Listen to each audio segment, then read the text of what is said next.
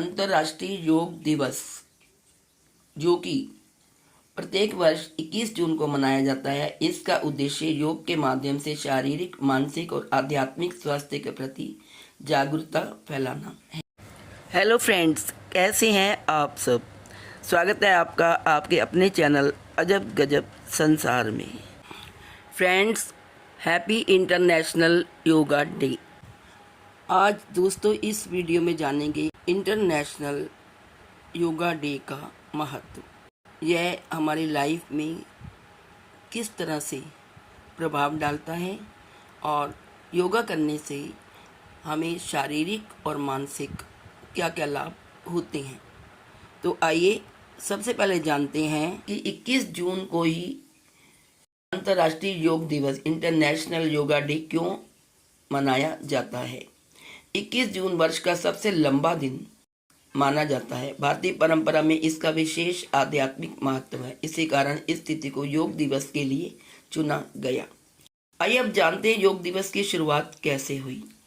वर्ष 2014 में नरेंद्र मोदी ने यूनाइटेड नेशंस में योग दिवस का प्रस्ताव रखा।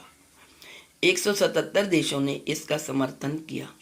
पहला अंतर्राष्ट्रीय योग दिवस 21 जून 2015 को मनाया गया। हमें योगा क्यों करनी चाहिए? हमारे स्वास्थ्य के लिए योगा का क्या महत्वपूर्ण है हमारे जीवन में? योग हमारे शरीर को लचीला बनाता है, मांसपेशी और हड्डियों को मजबूत करता है, रक्त संचार में सुधार करता है और इम्यूनिटी को बढ़ाने में हमारी सहायता करता है। योगा करने से शारीरिक लाभ तो होता ही है, मानसिक लाभ भी होता है। अब मेंटली हम कैसे इससे लाभ कमा सकते हैं? ये हमारी टेंशन और वरीज को कम करता है, हमारी एकाग्रता को बढ़ाता है, कंसंट्रेशन को बढ़ाता है, मन को पीसफुल और पॉजिटिव बनाता है। आइए अब जानते हैं आध्यात्मिक लाभ क्या है। आध्यात्मिक लाभ में ये हमारे जब हम योग करते हैं तो आत्म जागरूकता बढ़ाता है, मन, शरीर और आत्मा में संतुलन स्थापित करता है। योग केवल व्यायाम ही नहीं है बल्कि जीवन जीने की एक कला है। योगा से हमारा शरीर मजबूत, हमारी हड्डियां मजबूत, हमारी बॉडी लचीली और फ्लेक्सिबल रहती है। यह शरीर को स्वस्थ, मन को शांत और आत्मा को ऊर्जावान बनाता है। मुख्य रूप से हमें कौन कौन से योग करने चाहिए? वैसे तो आयु के अनुसार और बीमारियों के हिसाब से भी योगों का विधान है। कौन सा योग किस समय, किस उम्र के व्यक्ति को करना चाहिए। बच्चों के लिए कौन से योगा होते हैं, युवाओं के लिए कौन से योगा होते हैं और सीनियर सिटीजन्स के लिए कौन से योग होते हैं। ये इनका अलग अलग वर्गीकरण किया गया है। लेकिन मुख्य रूप से हमें कौन कौन से योग करने चाहिए जो कि सबके लिए ही फायदेमंद है। सबसे पहला उसमें सूर्य नमस्कार मंत्र, दूसरा है ताड़ासन, तीसरा है वृक्षासन, चौथा है भुजंगासन, पांचवा है वज्रासन और छठा है पद्मासन। ये योग हम सब उम्र वाले लोग कर सकते हैं। आधुनिक युग में योगा करना बहुत आवश्यक है।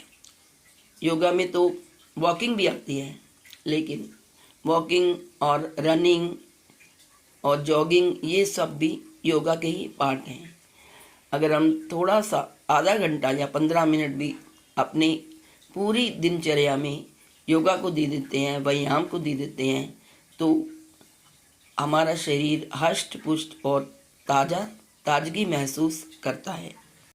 योगा को अपनाकर हम लंबे समय तक अपनी जीवन जी सकते हैं, बीमारियों से मुक्ति पा सकते हैं और शरीर को जकड़ने से भी रोक सकते हैं। तो दोस्तों, योग हमारे जीवन का एक प्रमुख अंग है।